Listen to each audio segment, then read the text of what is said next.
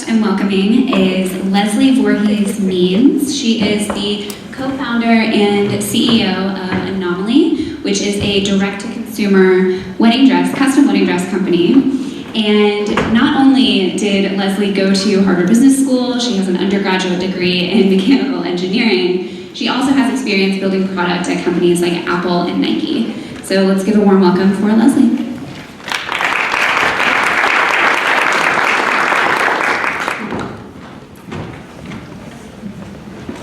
Hi everyone. So my goal for today is to have someone in this room buy a plane ticket to China after this presentation and to make Chinese connections a foundational competitive advantage of your startup.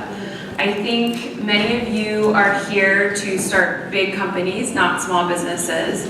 And nearly every unicorn today and in the future will flow through China, either by delivering a product for their market and or making Chinese manufacturing a large part of their supply chain mix. So growing up in Beaverton, Oregon, which is a suburb of Portland, I never thought I would be on a stage evangelizing the power of China, but I was blessed with spending my entire career in this incredible country, and in my opinion, it's experienced the greatest economic miracle in human history over the past generation, which is largely due, I think, to a fierce entrepreneurial spirit and a desire to succeed. So my dream since I was a young girl was to work for Beaverton's most famous company, which is Nike. And that led me to study mechanical engineering in college so I could work in product development. And I ended up joining Nike and living throughout Southeast Asia in my 20s, managing shoe factories with 50,000 people on one shift. So several years later, I moved on from Nike and was working for Apple in production of the Apple Watch in China, and I was engaged to be married and was really frustrated with the prices and selection of wedding dress boutiques in the US. And I learned that the city that makes 80% of the world's wedding dresses was actually really close by. So I visited, checked out some factories, and learned I could form direct partnerships with the factories to be able to sell top quality wedding dresses for 70% less than stores. And within a day I started making my dress, and within a month I was contacted by dozens and dozens of friends who heard about the idea and asked me to make them a dress too. And a year and a half later, fast forward to today, we have 30 employees across 3 countries and are the fastest growing wedding dress company in the US. And I truly believe that these factory relationships and our operational processes are competitive advantages that make our company valuable, will help us scale to hundreds of thousands of dresses, and will protect us from inevitable competition. All the time people tell me something like, well, only someone with your ops background could have done something like this, but as much as I'd like to agree with this, my secret to you guys is my experience gave me the confidence and an initial roadmap to do it, but anyone with hustle can cheaply and quickly set up a Chinese supply chain that adds defensibility to your business. So I want to start with a couple stats. So first, 80% of the 50 most valuable private companies in the world are based in the US or China. All other countries make up only 20%. In the US, VC money is extremely biased towards SF, New York, and Boston, and a similar trend holds in major Chinese cities. And while there is a big bias to where VC-funded startups are located, there's also a huge bias towards international founders. Over 50% of US-based unicorns have an international founder, and there are more US-based unicorns run by Canadian founders than there are unicorns in Canada, and the same goes for India.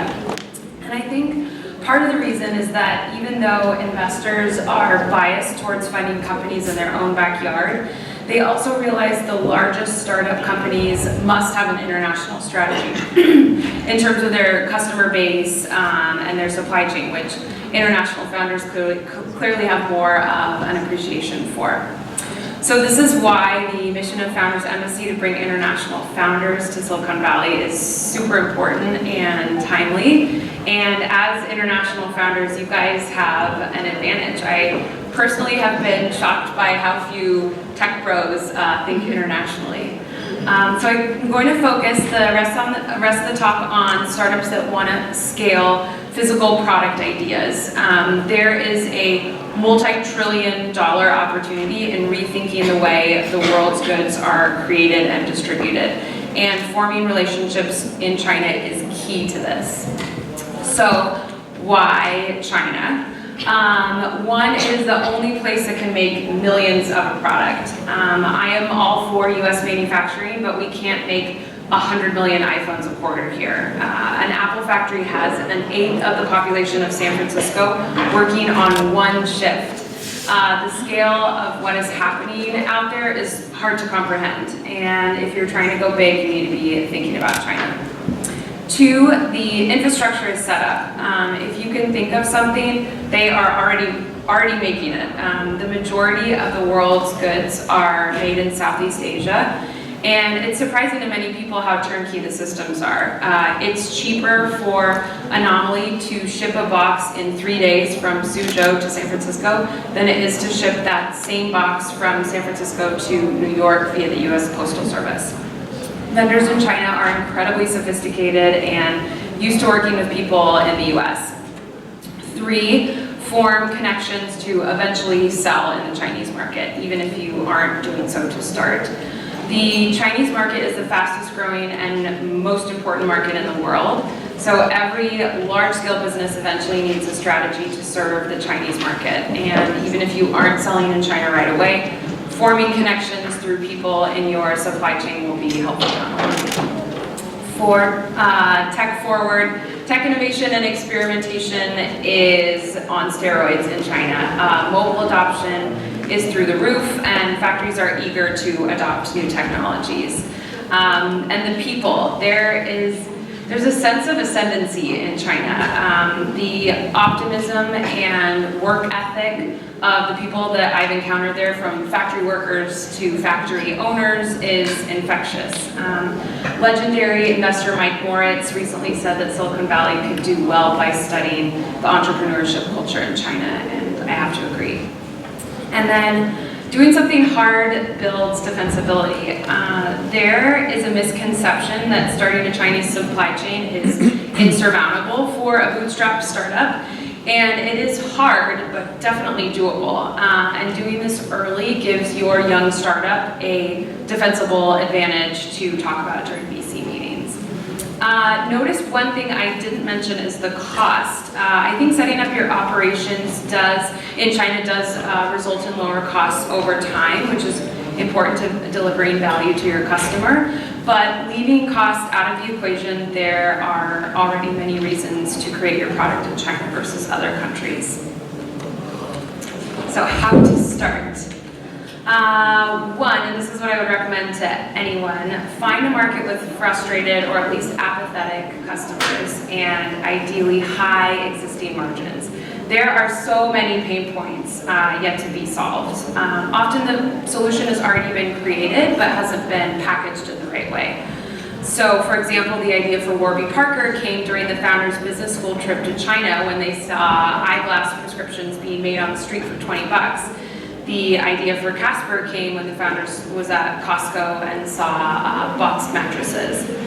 I personally was surprised when there wasn't a better solution for wedding dresses when all of my friends and myself were frustrated with the existing options. The light bulb for Anomalie really went off when I saw a dress that would cost thousands in the US, cost only a few hundred in China to make in China. Next, leanly test whether your friends will buy the product. The Warby guys have raised $300 million, but they started by buying some glasses from China for a couple $100 and seeing if their business school friends were interested in buying them. If your friends aren't going to pay money for your idea, then you are going to have a hard time convincing strangers to. If your friends are paying money and telling their friends to buy your product, then you have the seeds of virality. Early traction also is the great equalizer. A VC will give money to a hungry college dropout who has a compelling idea and bootstrap traction versus a Harvard-educated person with low traction every time. Next, create a 5-slide pitch, no longer, on why there's an opportunity in this market and why you can see things differently. You should demonstrate traction early and leanly, but you also need a cohesive theory on why your idea can take over the market. From the early days at Anomalie, we had a conviction that taking over capacity at factories would increasingly allow us to lower our costs and deliver more customization versus the brick and mortar stores, which makes up 95% of the market. Next, research vendors and your own connections in China. LinkedIn mutual connections, Alibaba, Google. Download WeChat and communicate via WeChat. This I think is the key point. There is no secret sauce for sourcing vendors. This is a roll up your sleeve kind of job. Nearly every factory in the world is listed on Alibaba, and billion-dollar companies use it to search for factories and vendors. For almost any idea that you can come up with, there are factories in China making it, run by savvy entrepreneurs. I have found factory owners in China to be visionary. They understand the dynamics of their market better than anyone and are eager to partner with smart startup founders who have a compelling vision.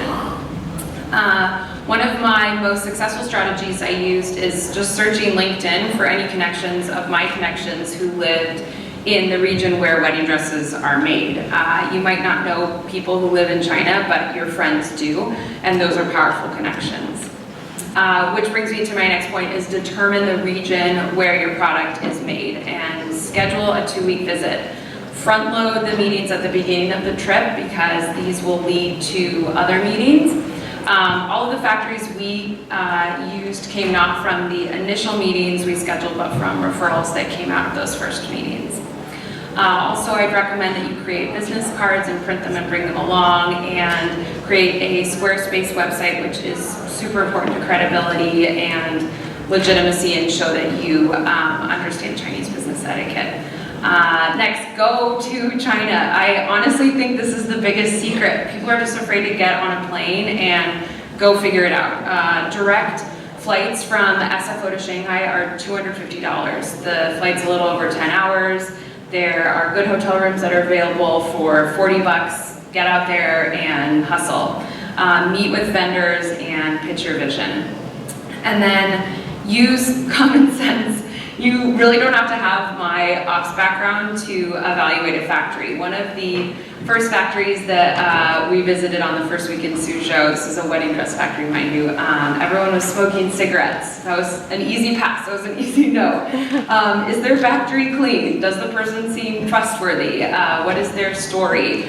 Are they motivated and do they understand your long-term vision, or do they want to make a quick buck? And then lastly, spend every waking second on developing your product and talking to customers, not making a business plan. Limit your networking events and meetups. Once you have an idea, ruthlessly cut out most parts of your schedule that don't involve your products or customers. So I want to go over a couple misconceptions. An important point to make is that a lot of experts are going to tell you all the reasons why you can't build relationships and create products in China as a young company. Please remember this fact. There is not one successful company that these experts didn't criticize or dismiss for various reasons. If there's one principle about entrepreneurship I think is more important than any other, you need to find an idea that you have conviction in and aggressively shape your own reality. If you attempt to build an international supply chain, you'll no doubt hear these concerns, and I think they're all BS.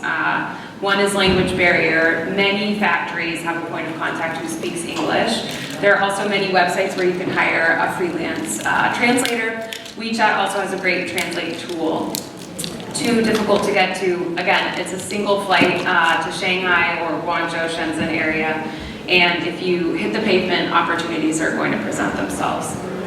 Regulatory issues and tariffs, the infrastructure is set up. You are not the first company to import stuff from China. Cultural differences. Again, I've been incredibly inspired and impressed with the people that I've come across, and you're both motivated by creating a successful business, which is mutually beneficial. 5, minimum order quantities, high startup costs. Again, flights to China are less than a trip to New York, and factories are eager to meet with you. Everything is a negotiation. And last, they're going to steal our technology. This might be true, but it doesn't really matter. Particularly with consumer brands, the Chinese vendors cannot build the technical and customer support apparatus that's needed to have a successful company. So going back to my Nike days, my key point here is to just do it. I would highly suggest everyone here read Shoe Dog, which is the memoir of Phil Knight, the founder of Nike.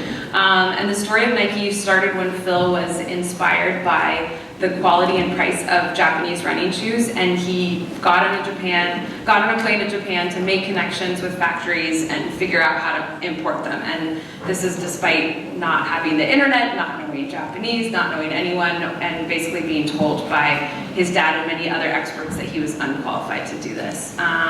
The story of many great companies started when a person had an idea to create or sell an existing product in a better way and got on a plane to make it happen. So if anyone in this room is thinking about launching a physical product company, I hope I've played a small part in helping you think a little bigger. And if you're thinking big, I think you need to make China a core part of your company's DNA.